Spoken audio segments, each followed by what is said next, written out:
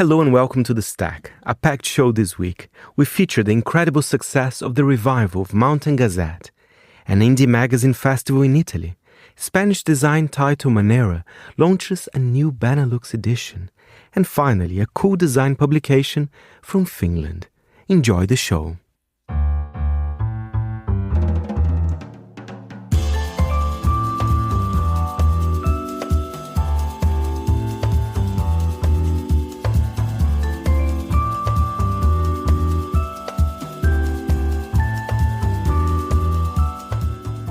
From Midori House in London, this is The Stack, 30 minutes of print industry analysis, and I am Fernando Augusto Pacheco.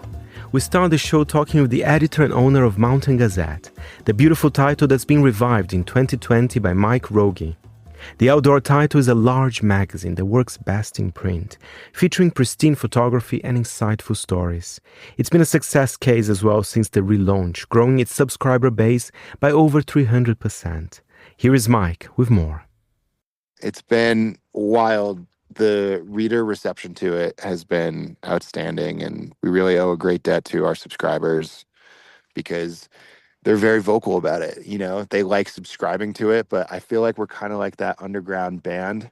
Like, you can't just enjoy the band. You have to actually tell all of your friends a little obnoxiously about how much you like that band until they listen to it. And then it goes on and on and on. So it's been really fun for all of us at the magazine to watch it unfold since 2020. It's been 5 years. And the reason you decided to revive, I presume, is besides, of course, the love for print and a little bit of legacy of this amazing title, but also because you were unhappy, perhaps, of how the topic has been covered by media more recently, right, at the time? Yeah, you know, when we say 2020, I think it's very easy for everyone, rightfully so, to think of the pandemic. But I want to remind people, like, I had tried to buy the magazine for about 6 months. I was in negotiations with the previous owner, and I knew that people were tired of the listicles. They were tired of articles that were clearly written for affiliate link sales. And it felt like the internet wasn't the right medium to get some of these longer form stories that I loved reading as a child. It wasn't happening. Media wasn't happening the way I sort of hoped it had or would, excuse me. And ultimately, once I purchased the magazine, a big reason why was, going in the treasure trove and seeing stories written by Edward Abbey and Hunter S. Thompson and Randy LaChapelle and Georg Gwynn and Galen Rowell. And I mean, just the list goes on and on. We're working right now on a 60th anniversary book. The magazine turns 60 next year. And there were just all of these incredible stories that were living in a storage unit in Boulder, Colorado. That's no place for great stories to be. And so getting the magazine out of the storage unit, getting the archive back into the world, and then adding to that canon was really important to me. And it's funny, one thing that I'm interested as well is the business model of Mountain Gazette, because I read on your website that you don't necessarily sell on newsstands, right? Is that the case?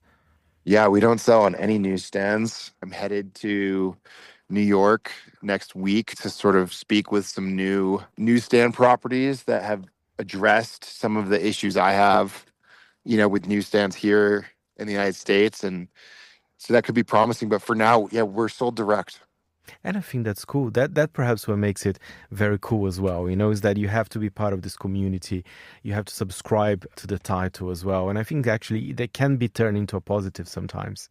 I think so. We're not trying to secretly charge people. I mean, subscriptions do auto-renew. We are very clear about that.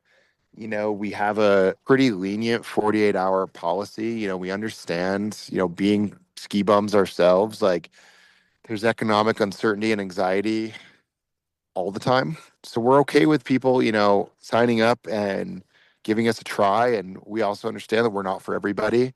We do get some fun criticism that, the articles are too long or, they're hoping for something a bit shorter. And that's okay. We understand there's plenty of other titles and other websites that people could go to get those content needs, but we don't make content. We produce long form stories, art, and photography. And, one of the things that's happened as we've grown is we're actually commissioning work. Our spring issue next year will be about 80% fully commissioned work that wouldn't have existed had we not invested in it.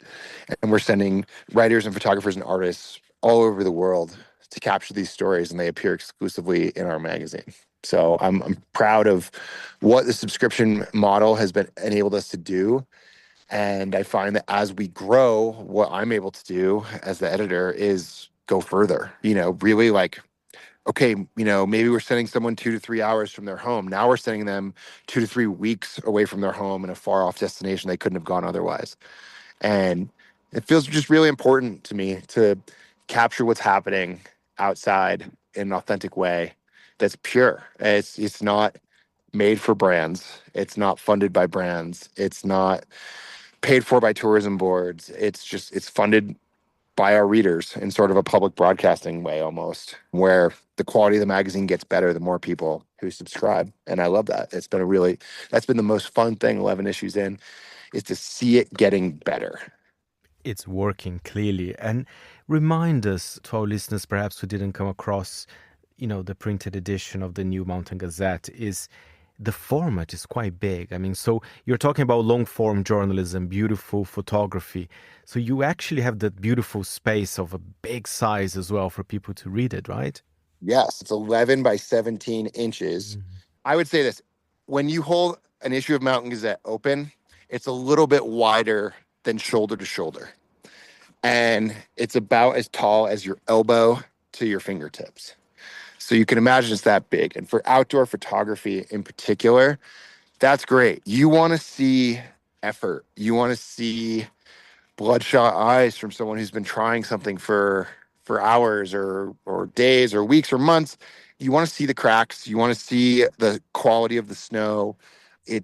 For me, that's fantastic. On the art side, one thing I've grown to appreciate is seeing brushstrokes, like in paintings, like that, just things you can't get from Instagram or even like a 17-inch, MacBook Pro. Like, I mean, the resolution is pretty incredible on sheet fed press.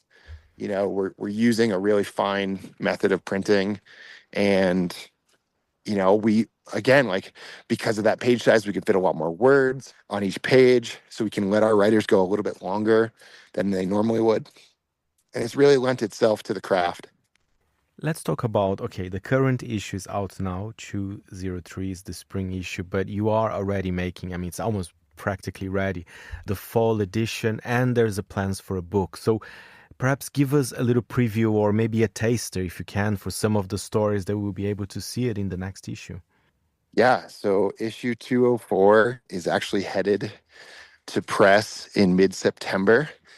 One thing that we're finding kind of funny is that our time between when files are uploaded and when magazines get delivered is actually getting longer because our quantity is going up. We're not printed in a magazine facility. We're printed in a book printer. Like we're printed in the same place that coffee table books are printed.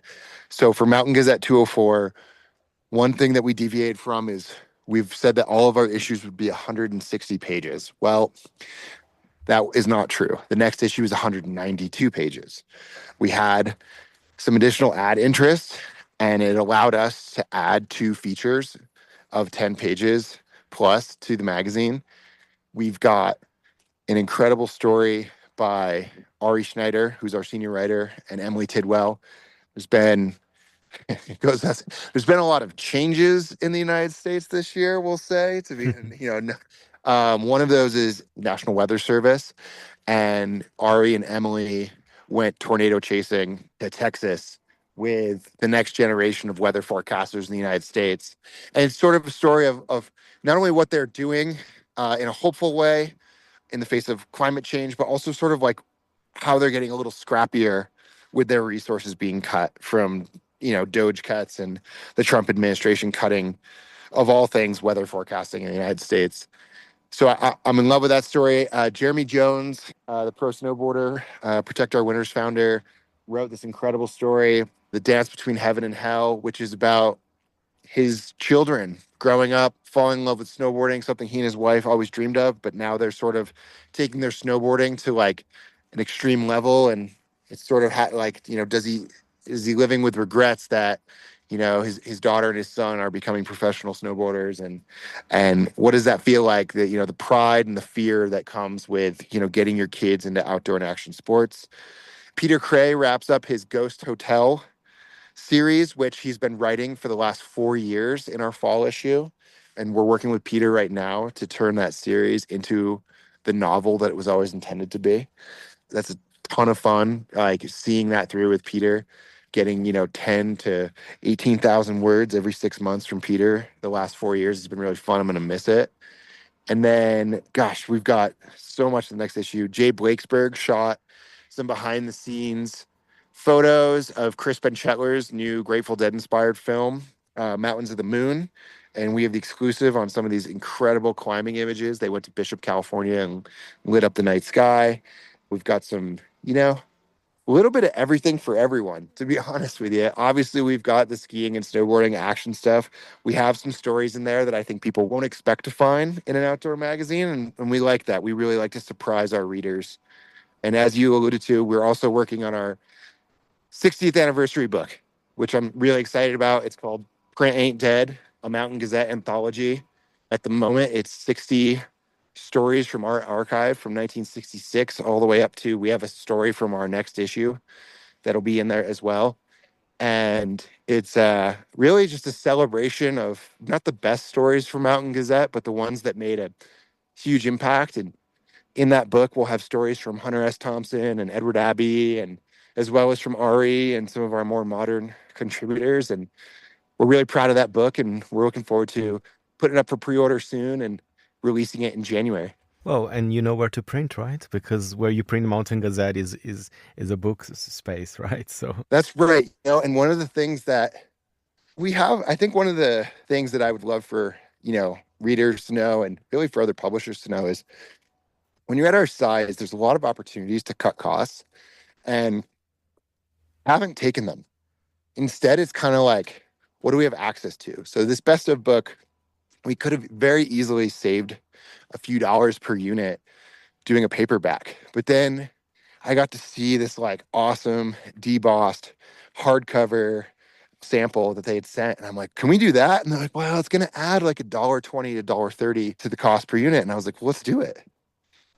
We'd rather make something great and put out a few thousand less copies than make something crappy and try to go for like the, make as many as we can. Like, I don't know. I think our mission here is to put out good things in the world, not cheap things. I think it's fantastic. And Mike, if I may ask something from the beginning as well. So when you bought Mountain Gazette back in 2020, how does it compare, Mountain Gazette, now to perhaps the ones from decades ago? I mean, do you feel it's a bit different, or did you want to respect the legacy? How is that for you? That's a great question. I think for me, it was honoring the heritage. I had to know where the magazine had been before I could know where we were going. And that's where the pandemic was a sort of a lucky thing, I guess, or fortuitous thing, is that, the NBA shut down on March 15th, I think, 2020. And the only reason I know that date is because I had arrived from a trip. I was working on a documentary in Vermont. I arrived home, and there were about 50 boxes of older copies of Mountain Gazette that had been delivered as part of the sale. And so during the pandemic, during the shutdown, I started reading. Started with the earliest issues we had, and I just kept going through. And, Mountain Gazette's taken on many forms under Mike Moore, it's funny, I really identify with him as an editor.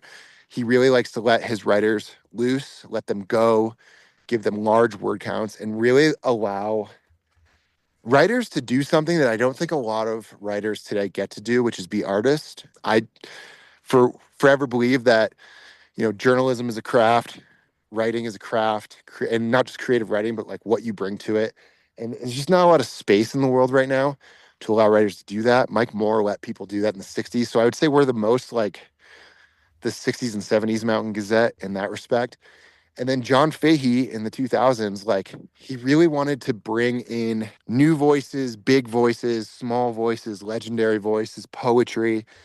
and really keep readers on their toes with every issue. And I think that's the other thing I've sort of borrowed from Fahey, is that we want to surprise our readers. We want to allow our writers to go long. We want to allow our photographers to try new things. You know, I do think that over the last 11 issues, given like just the stature of some of our contributors, some new contributors get intimidated. And what I remind them, which I think is what Mike Moore used to remind his contributors, is that you're here. You have the assignment. You know, you've passed the test. You know, we're not going to cut this. Like, you're here because of the way you create. And I think what makes Mountain Gazette special, if I can be so bold to say this, is that it's not my magazine. Like, it's not my vision. It's the vision of all of our contributors collectively putting something together. And that's what makes it sort of like a mixtape, and why every issue is so different. Thank you very much, Mike. You can buy a copy on mountaingazette.com.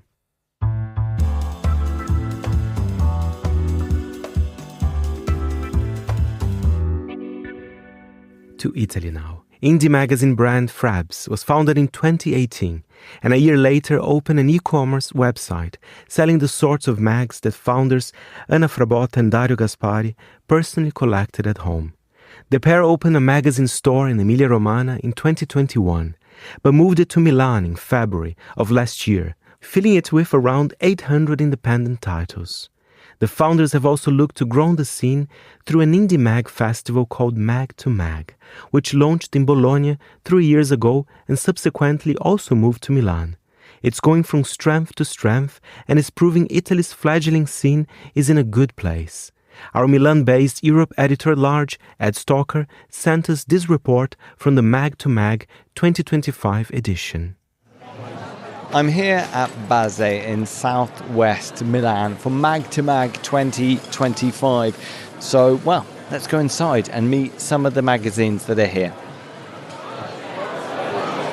My name is Dario Gaspari. I am founder, together with Anna Frabotta, of Frabs Magazines.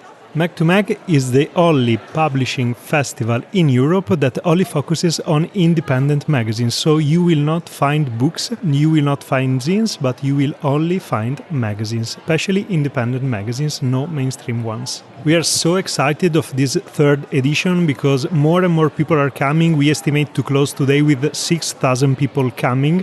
We started with 40 publishers, 56 last year. This year we have more than 80 publishers coming here. So after COVID, we experienced a very high interest in small, independent, but very good quality print. People are very interested both in content and in editorial design of magazines. They really care about how the editorial object comes to their hand. At Mag to Mag, we have 70% of Italian publishers and 30% of international publishers coming from everywhere in the world: Africa, USA, Germany, Greece. People do this kind of magazines not for commercial reasons. They want to express themselves, a passion they have, and they put it on paper. They are usually small publications from 500 to 1,000 copies where they care a lot. They are very incredibly curated. We as Frabs, in our company, we use to only select super curated magazines, and they are here very well represented in many topics from art to science to photography to fashion. My name's Robert Ellison. I'm the co-founder of Tonic Magazine. I'm based in London. So Tonic is a drink and travel history magazine. We knew a lot of journalists who would go around the world and experience the drink and travel, and they'd come back with all of these stories. So we thought that'd be a great concept for a magazine. We love just the pure creativity of print, working with the journalists, working with the photographers. That's what we really enjoy about it. When we first started, during the pandemic, Frabs had just started as well.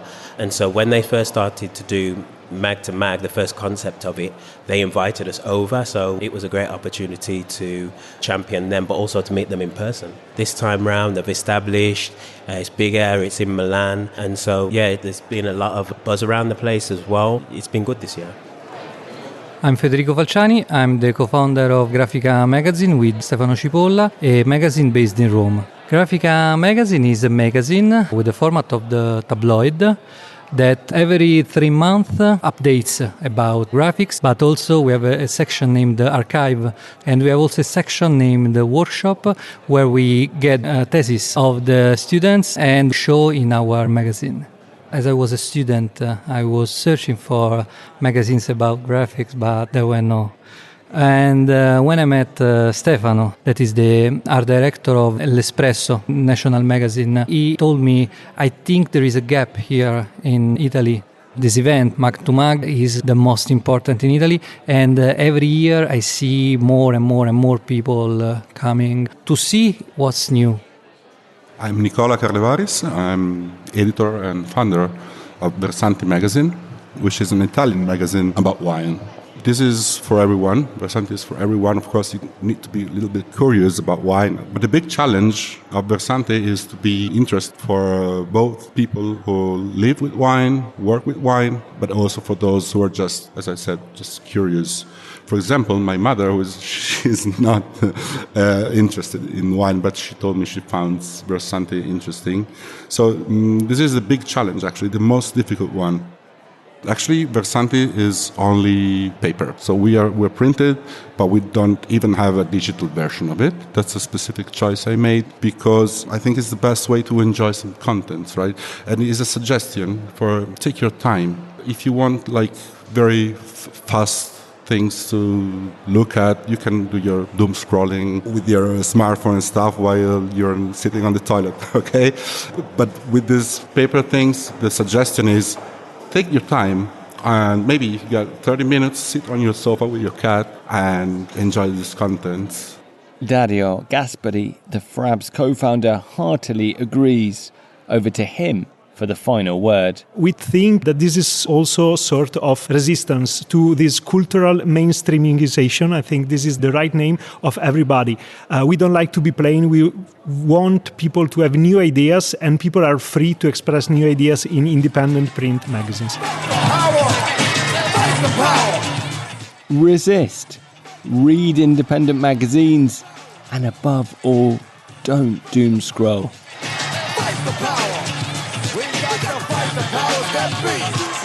For Monocle in Milan, I'm Ed Stocker.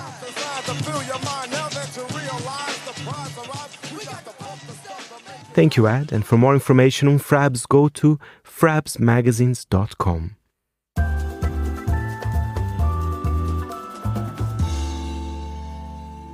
And now, one of our favorite design magazines, the wonderful Manera, founded by Enrique Pastor, is launching another international edition, besides, of course, its original Spain issue and the Mexican spin-off. Manera Benelux will cover the design of the Netherlands, Belgium, and Luxembourg, and will be edited by Evelyn Reich. She tells me more about issue 1. It's been quite a wild ride and an incredible adventure. I met Enrique for the first time. I was familiar with him because his reputation preceded him, but I had never actually met him. We met last year, I think in June for the first time. So that's a little over a year ago. And it was very odd that I think in the first meeting, we both kind of realized like, oh, we have visions that are aligned. We can maybe actually do something together. And we had a mutual friend who kept insisting that we needed to talk to each other. And I kept thinking, fine, I'd love to talk to Enrique, but why would he want to talk to me? But no, that was actually a very quick decision. I can't really explain it. I'm not a particularly spiritual person, but when I first met him, I went away and I thought, I think maybe he would become important in my life. And we just went from there. And every time I kept thinking like, this is too good to be true. No way are they going to just let me build a whole new Manera. And I thought, I'll just go with it and just see where it lands. And now, like, here it is. Like, we have it. It's real. And it's a very chic cover I can see already in your hands, right? Yes, it's from a Dutch design studio called Framework. They were one of the first people I called when I was able to say that we were starting Manera Benelux. I've been a fan of theirs for ages. And so I went to them and I said, I need some of your best work for this magazine. If you put faith in us, like I think for a lot of people, it was a leap of faith to get on board with something that wasn't physically there. And of course, I had the Spanish edition to refer to, but still it's a new thing for this region. And I think I was sort of heartened by the enthusiasm I got back from a lot of people I spoke to, both from designers, interior designers, from people from brands. They were like, oh, maybe we deserve something like this. And so that is also one of the reasons I wanted to do this, because I think that this region has been, how do I put this? It's been punching above its weight for years, maybe decades, maybe forever, particularly if you consider the size of the countries, the amount of talent that is here, not just in the Netherlands, but in Belgium and even in Luxembourg, is quite astounding. And I think they deserve to have a platform and a voice within the international design conversation that I think maybe was missing, or at least I hope I can play that role with this issue.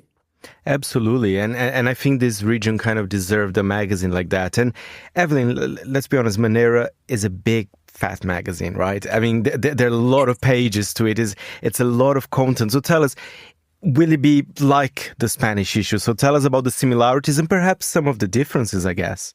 So the first thing we did is to go through this, the Spanish edition, and to rethink, like, okay, what do we keep? So one of the things we keep is the size. This is a promise to our readers and our partners as well, that a Manera will always be 324 pages. Then we decided that, yes, we needed to keep the quality of the paper, the quality of the printing. This is really important, I think, to give the content the background it deserves. And so when I first made a planning, I was like, oh, this is looking good already. And then I made the mistake of scrolling further on, and I was like, oh, it kind of caught me off guard how many pages there was. But we managed to fill them with the most amazing interiors and designs. And so the basis of Manera is to offer something of real depth, quality. There's a thoughtfulness that I was very much attracted to as well. And so we wanted to keep that. The thing that's different is that we are based here. So our outlook is completely different. The seasonality plays a bigger role, I think, here than in Spain, because they have to fend with less of the changes of the seasons.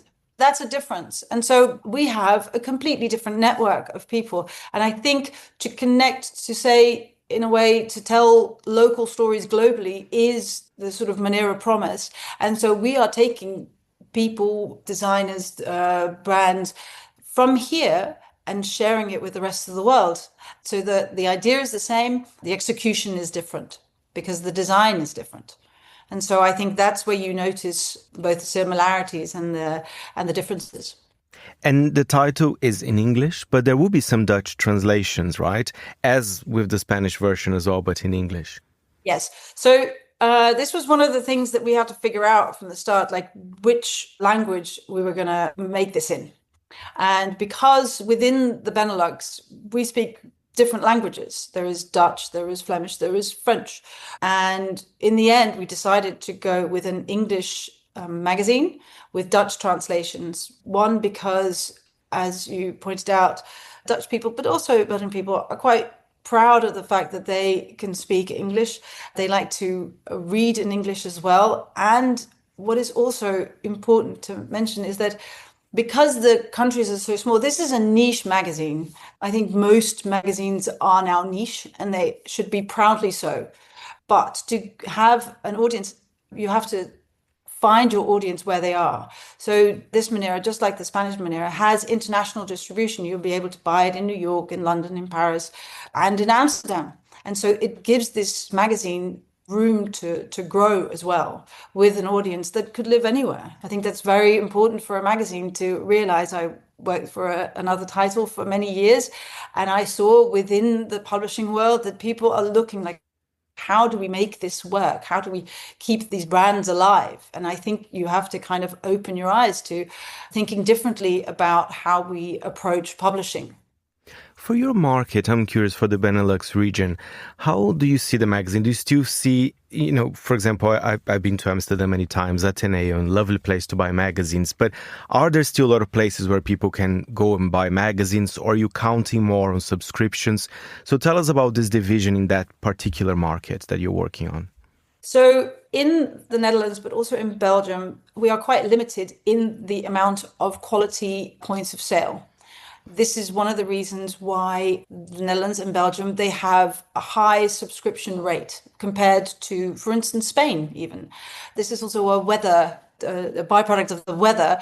In Spain, it's very natural to go out to get a coffee, to buy a paper or a magazine, whereas in Holland, we are much more based indoors. So we don't have that tradition as much. Also, I found out this year is that the Netherlands has standardized letterboxes, which is also something the Spaniards don't have. So a Manera will fit into a Dutch letterbox and a Belgian letterbox, but might not naturally fit into every letterbox in Spain. So this is one of the things that we found out, these sort of idiosyncrasies of different countries. So we already we started a pre-order campaign with Manera, and I was quite taken aback by the amount of people who did that and who also signed up immediately for a subscription, which kind of bolstered this idea that we had, that we could actually have a very strong subscription base in this region, and then we could have all these points of sales basically not just here, but everywhere else. There are so many points of sales in Germany who I know will also, I think they'll be attracted to this magazine. Let's put it like that. Oh, and I think they should, because I told Enrique this before. One thing I like about Manera, and I'm sure the Benelux edition will be the same, it's fun. It's design, but it's fun. There's lived-in houses. There is something quite special about it. And I'm sure you continue as well with your edition. Well, this is one of the things that we really looked at when we were selecting the houses that we were going to feature in this first issue, and we will do that going forward, is we wanted houses. I'm not looking for houses that look like all the furniture and all the bits and bobs came into that space in one day. I am looking for a lived experience. I'm looking for people who actually whether the interior embodies this personality of the people who live there. And I want to know how they got there, how they built this for themselves. Our house should fit you like a tailor-made suit. This is a very personal space. This is a space where you are, I hope, most at ease. This is the space you share with your loved ones, with your cats. This should be your space to unwind, to be at your most relaxed. And this should represent you. This should feed you. And so that is what we looked at when we looked at projects. What was actually the idea behind it? Who are these people who live here? And I hope we did that in a way that will connect with our readers. Thank you very much, Evelyn, Editor-in-Chief of Manera Benelux.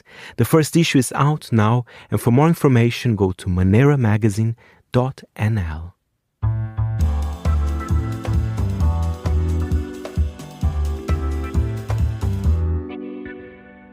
And now we are in Helsinki, where three friends decided that Finland's design scene deserved a new kind of magazine.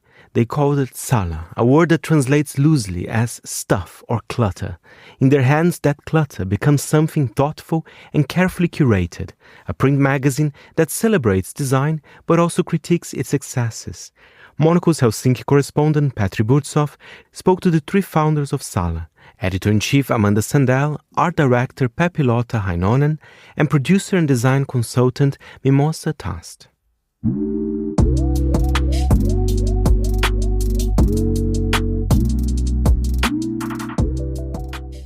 Like many independent titles, Sälä was born out of a frustration. There simply wasn't a Finnish design magazine that the founders wanted to read, as Mimosa Tast, one of the founders, explains. We all studied and work in design field, all of us, and we realized that there isn't really a Finnish design-specific magazine that we would really want to read ourselves. So we then decided to make it. The name Sälä reflects that ambition. In Finnish it means clutter, and for the founders it captures the way they wanted to assemble the magazine. Not sleek perfection, but a mix of voices and perspectives. That philosophy shaped not only the content, but also the look of the magazine. Editor-in-Chief Amanda Sandell describes how the concept of clutter informed Sälä's approach to design. I think the Sälä, the clutter aspect, sort of reflects how we visually collect together very different works and designers that work very different mediums or maybe even different fields under design, and we do this sort of creative curation work to collect them together and make a sort of cohesive harmonious collection out of very miscellaneous clutter. Nowadays, most new publications are digital. But for Sälä, print wasn't just the format, it was the point, as art director Peppi-Lotta Heinonen and Mimosa Tust explain. There is always something more permanent in print. I myself find sometimes it difficult to kind of focus on articles or things in the digital world. You might have an urge to click on an ad or a notification or something, and you just don't really focus so much, and it creates this kind of numbness. So when you're reading a magazine in print, all you have is the magazine or the article or the images you are really like holding in your hand. It somehow offers you as the reader more resources to focus on and really focusing on what you're reading. Yeah, and it's also like a rebellious act to make a physical print in this world when it's expected to make everything digital. And also it's like a meditation to then have a magazine. The first issue was a weighty object with thick paper, bold typography, and space on its pages to breathe. The goal was to create something readers keep within reach, rather than a glossy collectible that gathers dust. But if the physicality of Sälä matters, so does its editorial stance. The team says they wanted to resist the dominance of shiny interiors and aspirational perfection. We've been living in a time of like polished, perfect visuals and everything's glossy, and people are craving authenticity, and we want to also fill that gap. We are doing this for the first time, and we are not perfect, and we want to embrace this sort of vulnerable side, showing the way towards the end point and not just present something that's ready and perfect. And I think it's sort of when we show the way we work, it opens us up also for discussion, even critique, because we're not operating above the design field. We are sort of in the midst of it. We are also a part of it. The second issue of Sälä was launched during September's Helsinki Design Week, and unlike the inaugural issue, this one was published entirely in English, under the theme Contact. It's about connections with, like, in the design field itself, but also in the physical world. We want to make themes that are easily understood in very different ways, and then we want to make a magazine that is that comes out twice a year. So we already have the third issue planned out. It's going to be nourishment themed. We also think this is a nice theme for the design field to think about the meaning and the purpose of design. For the team, independence is essential, but so is ambition. They want to grow while keeping their editorial freedom intact, and crucially, they want the magazine to reach beyond the design community.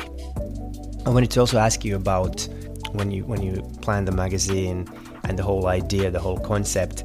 Did you think of an ideal reader? Did you think about, did you think about it in terms of this like target group of who will read our magazine, or was it more sort of like you had something to say, you had an idea and you just wanted to realize it without actually thinking, okay, this is who is going to read it?